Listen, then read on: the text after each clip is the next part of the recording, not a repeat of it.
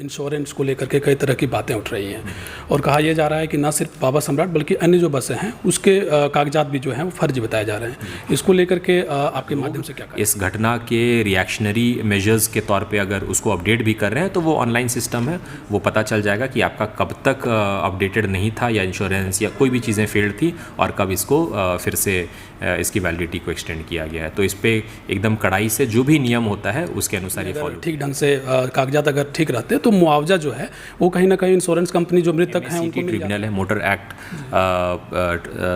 Compensation tribunal. तो अगर insurance field तो इसके एस्पेक्ट्स को भी हम लोगों ने डालसा में ये डिस्कस किया है, लेकिन जो भी इसमें मैक्सिमम कंपनसेशन जो पॉसिबल हो सकेगा ये हम लोग। नमस्कार, जोहार, आप देख रहे हैं समाधान कब तक और इस वक्त हम मौजूद हैं बड़ाकर पुल पर। और ये बड़ाकर पुल जो है इन दिनों सुर्खियों में है। सुर्खियों में होने की वजह यह है कि आज से ठीक कुछ दिन पहले यानी 5 अगस्त को रांची से आ रही बाबा सम्राट बस इसी पुल के नीचे चली गई थी। ये पुल का तस्वीर है। इसी को तोड़ते हुए जो बस है वो नीचे खाई में चली गई। तकरीबन 7 लोगों की मृत्यु हो गई है। मुआवजे के तौर पर सरकार ने, या यूँ कह लीजिए कि प्रशासन के माध्यम से 1 लाख रुपये का मुआवजा तय कर दिया गया है, यानी दे दिया गया है। बस के इंश्योरेंस पेपर की अगर हम बात करें तो उसको लेकर के कई तरह के सवाल उठ रहे हैं। स्कूटर के नाम पर बाबा सम्राट का बस चल रहा था। अब जरा सोचिए कि स्कूटर के नाम पर अगर बाबा सम्राट का बस चल रहा था तो इससे पहले ही क्यों नहीं जांच किया गया? आरटीओ से लेकर इंश्योरेंस कंपनी से लेकर तमाम वो परिवहन, एक तरीके से समझिए मंत्रालय जो है सो सवालों के घेरे में है कि आखिर कैसे इन सब चीज़ों को दुरुस्त करके फर्जी तरीके से चलाया जा रहा था। ये तो घटना होने के बाद ये चीज़ें चल रही हैं, लेकिन घटना से पहले जो चीज़ें थी,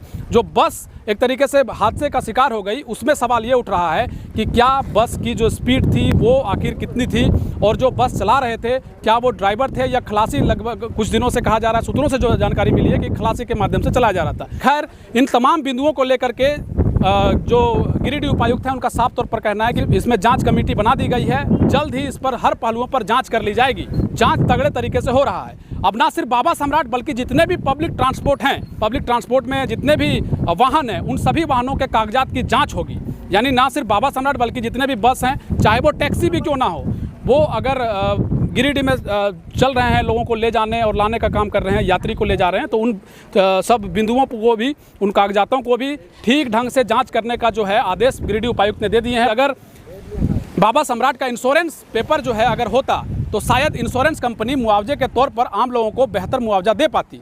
अब ये देखना होगा कि इंश्योरेंस कंपनी चूँकि स्कूटर के नाम पर चल रहा था बस, तो जाहिर सी बात है कि ये वो जो मुआवजा है वो कौन देगा? या मालिक दें या सरकार इसको ठीक ढंग से दुरुस्त करके लोगों को मुआवजे की राशि दिलाएं। हालांकि इन सवालों के बीच में कई सवाल हैं। उन सवालों के जवाब कब तक मिलेंगे, हम खबरें आपको दिखाने का लगातार प्रयास करेंगे। फिलहाल आप देखिए गिरिडीह उपायुक्त ने क्या कुछ कहा है। बस से संबंधित जो फर्जी दस्तावेज के मामले सामने आ रहे हैं उसको लेकर के उन्होंने क्या कुछ कहा है, आइए देखिए इस रिपोर्ट में। तो गिरिडीह में बस हादसे के बाद कई तरह की चीज़ें सामने आ रही हैं। बातचीत करने के लिए गिरिडीह उपायुक्त हमारे साथ हैं। सर, इंश्योरेंस को लेकर के कई तरह की बातें उठ रही हैं और कहा यह जा रहा है कि न सिर्फ बाबा सम्राट बल्कि अन्य जो बसें हैं उसके कागजात भी जो हैं वो फर्जी बताए जा रहे हैं। इसको लेकर के आपके माध्यम से क्या कार्रवाई हो रही है? जो 5 अगस्त को संध्या में जो दुर्घटना हुई बराकर नदी पुल पर, तो उसके अभिलेखीय एवं स्थलीय जांच के लिए मैंने 4 सदस्यीय कमेटी फॉर्म किया है। एसडीओ सदर, डीटीओ, एमवीआई और डीएसपी हेडक्वार्टर 1। ये न सिर्फ सभी कागजातों को जैसे इंश्योरेंस, फिटनेस, लाइसेंस एटसेट्रा की जांच करेगी, बल्कि दुर्घटना का क्या मुख्य कारण था, क्या कोई ऐसे एक्सीडेंटल प्रोन जगह था या ओवर स्पीडिंग की कोई इश्यू थी, उसको भी जांचेगी। इसके अलावा मैंने कल एक आदेश जारी किया है जो कि हमारे जितने भी पब्लिक ट्रांसपोर्ट हैं, सार्वजनिक परिवहन हैं, जो कि बसेस हैं जो कि with in the district apply करती हों या हमारे डिस्ट्रिक्ट से ओरिजिनेट करके अप्लाई करती हों बाहर के लिए, या जो भी विभिन्न संस्था है इंक्लूडिंग आवर स्कूल्स, उनकी बसें, या जो भी पब्लिक कन्वेंस की जो भी ऐसे 4 व्हीलर्स हैं जो टैक्सी के या भाड़े के वाहन के तौर पे यूज़ होती है। इसके लिए मैंने एक समय का एक टाइमलाइन दिया है। एक जो भी संबंधित एसडीओ हैं, एसडीपीओ, डीटीओ, एमवीआई और हमारे जिला कोषागार सह लेखा पदाधिकारी। ये अभी 15 डेज़ में जितनी भी जांच करेंगे इन सभी categories of buses and 4 wheelers taxis का, वो 15 दिन के अंदर रिपोर्ट देंगे और फिर आगामी 15 दिन के बाद में वो रिपोर्ट देंगे, विच इज़ अराउंड 8 या 9 सितंबर। तो एक ये जनरल चीज़ें हो गई जिसमें कि अगेन उनको बोला गया है अभिलेखीय जांच, मतलब सारे डॉक्यूमेंट्स कागजात की जांच, एवं उनका भौतिक जांच भी वो लोग करेंगे बसेस या टैक्सी एटसेट्रा का, कि वो एग्जिस्ट करती है या नहीं करती है। और with regard to the accidental वो चीज़ है वो हमने फॉर्म कर दिया है 5 तारीख को ही टीम, ये लोग अपना जांच प्रक्रिया को स्टार्ट कर चुके हैं। आप लोग के ही माध्यम से, विभिन्न मीडिया बंधुओं के माध्यम से या अन्य स्रोत से भी हम लोगों को कुछ उनके परमिशन रिलेटेड या लाइसेंस या इंश्योरेंस रिलेटेड, फिटनेस रिलेटेड कुछ कागजात प्राप्त हो रहे हैं। इसमें जो भी संभावनाएं जताई जा रही कि किसी प्रकार का मैनिपुलेशन, ये बिल्कुल नहीं होगा, क्योंकि अब कोई भी ऑफलाइन मेथड नहीं है, अब सारा ऑनलाइन मेथड है।